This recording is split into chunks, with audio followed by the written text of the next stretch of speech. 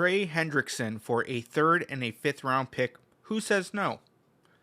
Let's talk about Trey Hendrickson. So Trey Hendrickson for the Cincinnati Bengals held out, did not get the contract he wanted. He got a little bit of a sweetener, but all signs point to him hitting a lucrative contract on the free agent market this offseason, which means Cincinnati wants to get something for him if they're not going to tag him.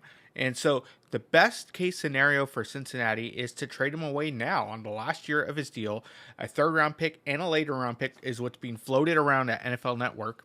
And I think the 49ers would be dumb not to jump on that. Let's remember a couple years ago when the 49ers traded for Chase Young at the trade deadline for a third round pick.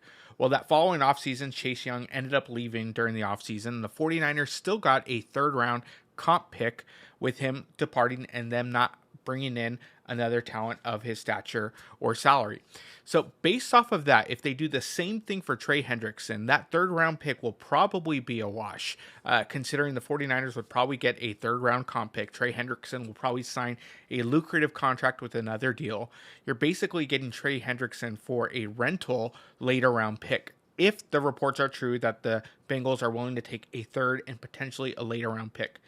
Now, if it ends up going to a first and a second round pick, I think absolutely not, because there's no guarantee Trey Hendrickson signs with the 49ers. Or do the 49ers have the cash on hand? Do they have the cap? Yes. But with Jed York continuing to sell off stakes of the team for additional cash, it tells you the 49ers may not have a lot of cash on hand to be able to bring in these top tier picks. In fact, there's reports of the 49ers are still trying to get out from under Brandon Ayuk's contract.